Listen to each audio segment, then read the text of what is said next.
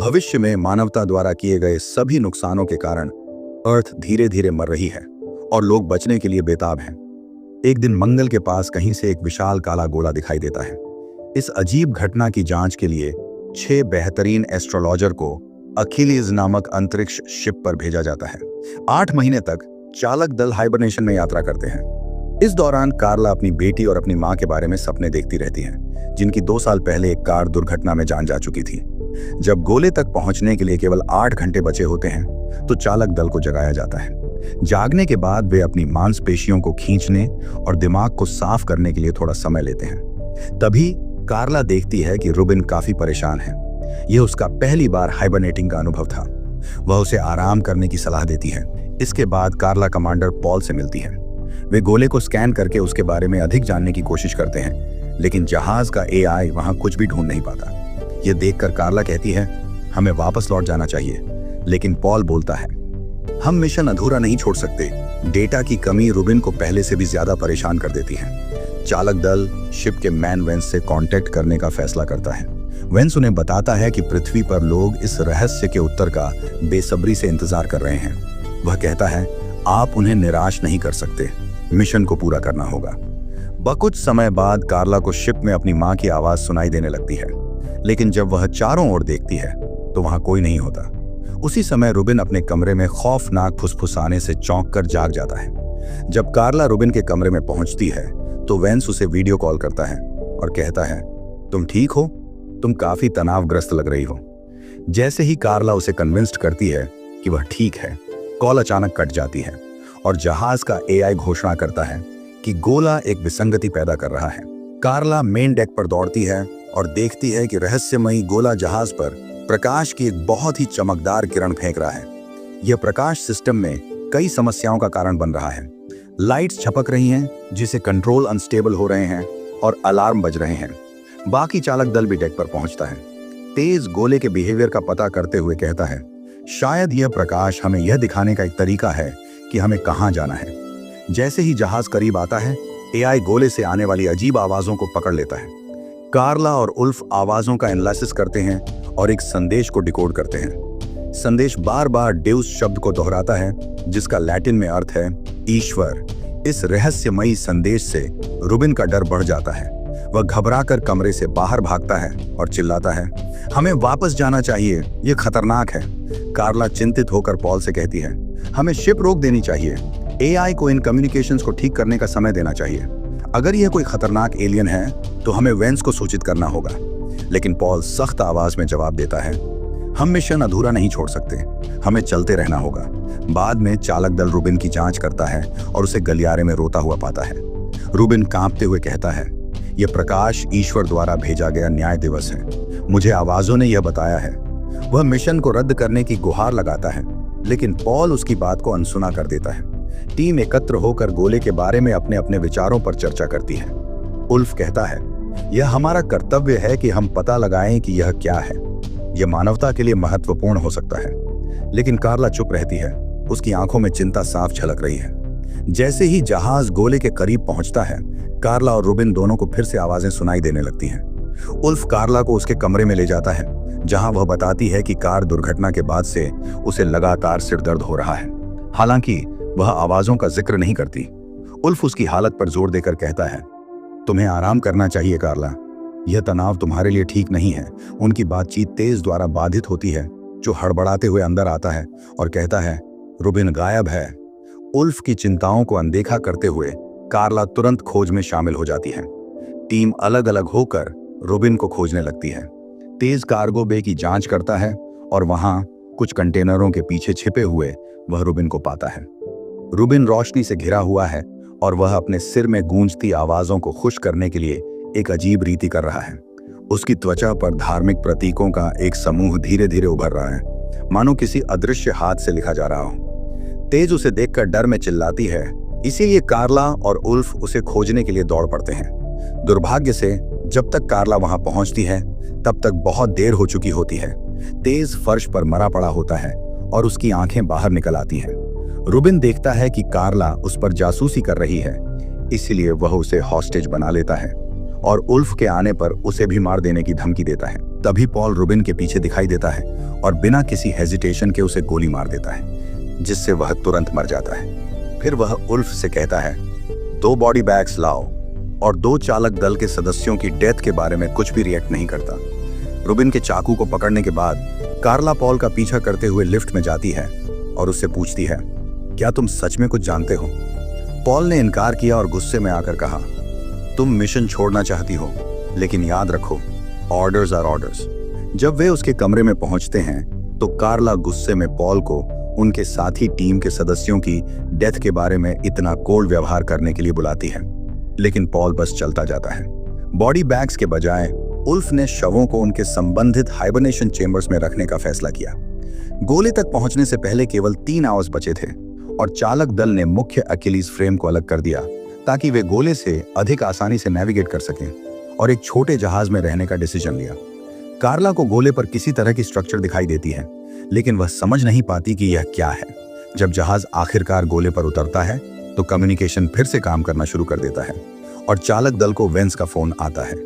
वह उन्हें सूचित करता है, कार्ला ने जो देखा उसके जैसे 10,000 अननोन स्ट्रक्चर्स पृथ्वी पर दिखाई दिए हैं, लेकिन वे आक्रमण नहीं कर रहे हैं। वेंस को यकीन है कि यह गोला इसके पीछे है और वह चाहता है कि चालक दल जल्द से जल्द मिस्ट्री सुलझा ले। पॉल ने उल्फ और कार्ला को जांच करने के लिए बाहर जाने का आदेश दिया, लेकिन सीन ने बताया कि उन्हें एक साइंटिस्ट और वॉलंटियर्स की भी आवश्यकता होगी। तीनों ने सूट पहना और जहाज छोड़ दिया, जबकि पॉल उन्हें कैमरास पर देख रहा था।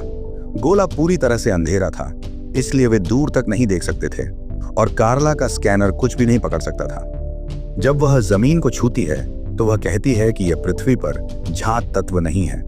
पॉल उन्हें स्ट्रक्चर की जांच करने के लिए भेजता है और करीब से देखने पर उन्हें पता चलता है कि यह एक गेट है। अचानक गेट के अंदर एक चमकदार रोशनी चमकने लगती है, इसलिए उल्फ ने स्ट्रक्चर के बाकी हिस्सों को बेहतर ढंग से देखने के लिए एक फ्लेयर फायर किया। उन्हें इवेंट होराइजन के रूप में जाना जाने वाला एक सिंबल दिखाई देता है, जो एक सीमा का प्रतिनिधित्व करता है जिसमें घटनाएं किसी ऑब्जर्वर को प्रभावित नहीं कर सकती हैं। कार्ला इसे एंड ऑफ एग्जिस्टेंस कहती है और गेट को स्कैन करती है, यह पुष्टि करते हुए कि यह गोले के समान मटेरियल से बना है। उस समय चालक दल को एक अजीब सी आवाज सुनाई देती है जो वैक्यूम में संभव नहीं होनी चाहिए। पॉल उन्हें बताता है कि जहाज के एई ने एक ट्रांसमिशन उठाया है और इसे उनके कम्युनिकेटर्स के माध्यम से उन्हें भेज रहा है। ये ट्रांसमिशन कहता है, वेलकम।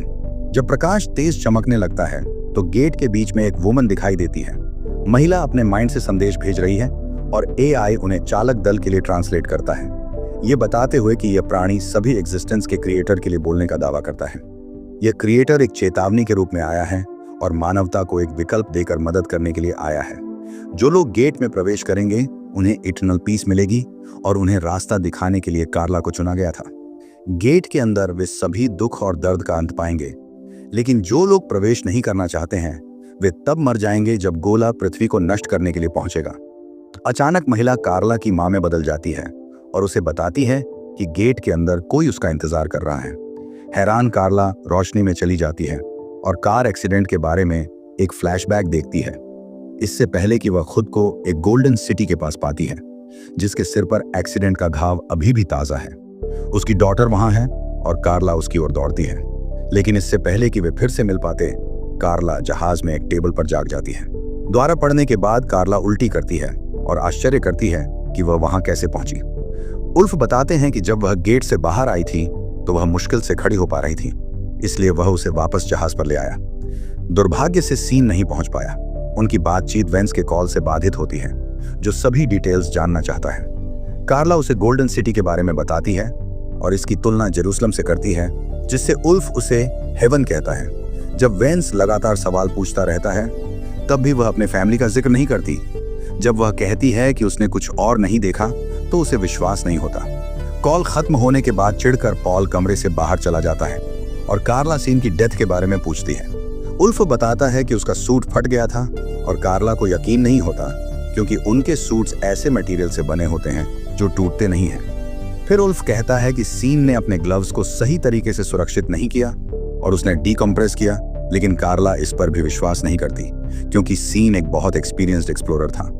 एक बहुत ही संदिग्ध उल्फ उसे याद दिलाती है कि हर कोई मिस्टेक्स करता है और उसे आराम करने के लिए कहती है। कार्ला फिर से गोले का पता लगाना चाहती है, लेकिन उल्फ उसे बताता है कि जहाज पहले ही निकल चुका है और उसके पीछे पीछे बाहर चला जाता है। जब वे बिना कैमरास वाले कॉरिडोर में पहुंचते हैं, उल्फ कार्ला से पूछता है कि उसने वास्तव में गेट के अंदर क्या देखा, तो वह उसे अपने फैमिली के बारे में बताती है। वह यह भी बताती है कि वह वेंस और पॉल पर भरोसा नहीं करती, क्योंकि ऐसा लगता है कि वे कुछ छिपा रहे हैं। कुछ क्षण बाद उल्फ डेक पर लौटता है और पॉल उससे पूछता है कि जब वह और कार्ला कैमरास की रीच से बाहर थे तो क्या हुआ था, लेकिन उल्फ उसे बताता है कि कार्ला ने कुछ नया नहीं कहा। पॉल को संदेह होता है और वह उल्फ को उसके ऑर्डर्स का सम्मान करने की याद दिलाता है। एक बार जब जहाज गोले की ऑर्बिट से बाहर हो जाता है, तो एआई घोषणा करता है कि चालक दल को 1 घंटे में हाइबरनेट करने के लिए तैयार हो जाना चाहिए। रूबिन का चाकू पकड़ने के बाद कार्ला पॉड्स में जाती है और शॉन के शरीर की जांच करती है, खासकर उसके सूट की। इसके बाद वह चाकू से पॉल के कमरे का लॉक तोड़ती है और क्लूज खोजने के लिए अंदर जाती है। पॉल उसे सिक्योरिटी कैमरे पर देखता है और उल्फ को उसके पीछे भेजता है। पॉल के कमरे में कार्ला को एक गन और कुछ बहुत ही दिलचस्प फाइल्स मिलती हैं। जल्द ही उल्फ कमरे के बाहर दिखाई देता है और कार्ला उस पर गन तानकर उसे रोक देती है। फाइल्स पढ़ने के बाद अब वह जानती है कि वह एक फॉर्मर एलीट कोर्स सोल्जर है और सबसे अच्छा होने के लिए जाना जाता था। हालांकि उल्फ समझाता है कि यह पास्ट में रह गया था और कसम खाता है कि उसे गोले के बारे में कुछ भी नहीं पता है। कार्ला उल्फ को मेन डेक पर वापस जाने के लिए मजबूर करती है, जहां वे पॉल पर गन तानती है। वह बताता है कि यह रिबेलियन है और इसकी सजा डेथ है। इसलिए कार्ला ने जवाबी कार्रवाई करते हुए खुलासा किया कि शॉन को गोली मारकर मारा गया था। उसे लगता है कि उल्फ ने ऐसा इसलिए किया क्योंकि वह एक हिटमैन हुआ करता था। तनावपूर्ण क्षण वेंस के कॉल से बाधित होता है, जो वादा करता है कि वह उसका दुश्मन नहीं है और दावा करता है कि उसके सभी साइंटिस्ट मानते हैं कि उसने वास्तव में हेवन देखा था। वह एक वीडियो भी चलाता है जिसमें पृथ्वी पर लोग स्ट्रीट्स पर इकट्ठा होते हैं। वेंस द्वारा प्रसारित किए गए गोले के फुटेज को देखने के बाद प्लेनेट छोड़ने के लिए बेताब है। कार्ला सदमे में रह जाती है और पॉल उस पर कूदने का मौका इस्तेमाल करता है। कुछ संघर्ष के बाद कार्ला उसे धक्का देने में कामयाब हो जाती है और उसे मारने के लिए सीने में गोली मार देती है। फिर उसे पता चलता है कि लड़ाई के दौरान उसे चोट लगी है और उसके पेट से खून बह रहा है। वेंस के फोन काटने के बाद कार्ला ने गन उल्फ पर तान दी, जिसने स्वीकार किया कि उसने शॉन को मारा था। हालांकि वह उसे मारना नहीं चाहता, क्योंकि वह गोले और उसने जो देखा उसके बारे में ट्रूथ भी जानना चाहता है। उस पर भरोसा करने का फैसला करते हुए कार्ला उल्फ को उसे हॉस्पिटल ले जाने और उसके घाव पर बैंडेज बांधने देती है। एक बार जब वह बेटर महसूस करने लगती है, तो कार्ला स्वीकार करती है कि वह गोले में वापस जाना चाहती है, लेकिन वेंस एआई को कंट्रोल करता है। उल्फ ने खुलासा किया कि उसके पास एआई को ओवरराइड करने का कोड है, लेकिन उन्हें एडी को छोड़ना होगा क्योंकि अकिलीज मैन्युअली नियंत्रित करने के लिए बहुत बड़ा है। वे मेन प्रोपल्शन खो देंगे और पृथ्वी पर वापस आने में उन्हें 5 साल से अधिक समय लगेगा। कार्ला उम्मीद खो रही है, फिर भी उल्फ के पास एक ऑल्टरनेटिव योजना है। फिर कार्ला डेक पर लौटती है और वेंस को यह बताने के लिए बुलाती है कि यदि आवश्यक हो तो वह गोले को डिस्ट्रॉय कर देगी, क्योंकि उसे लगता है कि यह झूठ है। वेंस कुछ क्लासिफाइड फाइल्स को सक्रिय करता है जो उसे प्लेनेट पर पाया गया एलिमेंट दिखाती हैं, जिससे पता चलता है कि वह वही था जिसने गोले का निर्माण किया था। कोई गॉड नहीं है, उसने ये सब 6 अरब लोगों को बचाने और शेष 15 को मारने के लिए किया, क्योंकि पृथ्वी पर अधिक पॉपुलेशन है। द्वार में कोई गॉड नहीं है और गोला वास्तव में पृथ्वी को डिस्ट्रॉय नहीं कर सकता है। ये सब लोगों को डराने और उन्हें प्लेनेट पर दिखाई देने वाले द्वारों की ओर भागने के लिए एक लाई था। उन्हें लगा कि वे हेवन में प्रवेश कर रहे हैं, लेकिन वे वास्तव में अपनी डेथ की ओर जा रहे थे। कार्ला को समझ में नहीं आता कि यह उसे अपने फैमिली की आवाज कैसे सुना सकता है, इसलिए वेंस ने स्वीकार किया कि उसने एक्सीडेंट के बाद उसके सिर में एक चिप लगाई थी, जो उसकी गलती भी थी। ये सब कार्ला को इस जर्नी के लिए ट्रेन करने की उसकी योजना का हिस्सा था। रोती हुई कार्ला वेंस को एक मॉन्स्टर कहती है और एक कहानी साझा करती है जो उसकी माँ उसे बताती थी कि कैसे हर किसी को जीवित रहने का चांस मिलना चाहिए। उस समय उल्फ ने उससे संपर्क किया और घोषणा की कि उसके हाथ अकिलीज के कोर पर लग गए हैं। वेंस को पता चलता है कि दोनों गोले को डिस्ट्रॉय करने की योजना बना रहे हैं और एआई को जहाज के ऑटो डिस्ट्रक्ट सीक्वेंस को शुरू करने का आदेश देता है। अलार्म बजने लगते हैं और एआई घोषणा करता है कि अकिलीज 3 मिनट में एक्सप्लोड हो जाएगा। कार्ला उल्फ से संपर्क करने से पहले वेंस की कॉल को समाप्त करने के लिए होलोग्राम मशीन व कार्ला को उसके बिना ही जाने के लिए कहता है, और पहले तो वह मना कर देती है, लेकिन उसी क्षण सेल्फ डिस्ट्रक्शन शुरू हो जाता है और एक ही समय में कई स्थानों पर अकिलीज एक्सप्लोड होने लगता है। कार्ला के पास जहाज को अलग करने के अलावा कोई ऑप्शन नहीं है और वह डर के मारे देखती है कि कैसे सभी एक्सप्लोजन्स मेन स्ट्रक्चर को डिस्ट्रॉय कर देते हैं।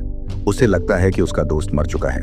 हालांकि उल्फ अचानक उससे संपर्क करता है और बताता है कि वह आखिरी सेकंड में पार हो गया था। इसके बाद दोनों एक ड्रिंक के साथ अपने बचने का सेलिब्रेशन मनाते हैं और उल्फ बताते हैं कि चूंकि उन्होंने अकिलीज का आधा हिस्सा खो दिया है, इसीलिए कोर का विस्फोट मैन्युअली करना होगा। कार्ला इसे स्वीकार करती है और कहती है कि वे इसे साथ में करेंगे। हालांकि जब जहाज गोले पर उतरता है, उल्फ अपने पीछे का दरवाजा बंद कर लेता है और कार्ला से कहता है कि वह अर्थ पर वापस जाए ताकि वह सबको सच बता सके। कार्ला जहाज पर चढ़ जाती है और उल्फ के साथ आखिरी अलविदा कहती है, जो तब तक इंतजार करता है जब तक कि जहाज कोर को विस्फोट करने और आखिरकार गोले को नष्ट करने के लिए पर्याप्त दूर न हो जाए। कार्ला अब अकेले अर्थ की यात्रा कर रही है और एआई उसे सूचित करता है कि यात्रा में 7 साल लगेंगे और मूवी यही खत्म हो जाती है। दोस्तों, अगर आपको ये वीडियो पसंद आई हो तो चैनल को सब्सक्राइब करना ना भूलें। ऐसी और भी वीडियो देखने के लिए चैनल को चेक करते रहें।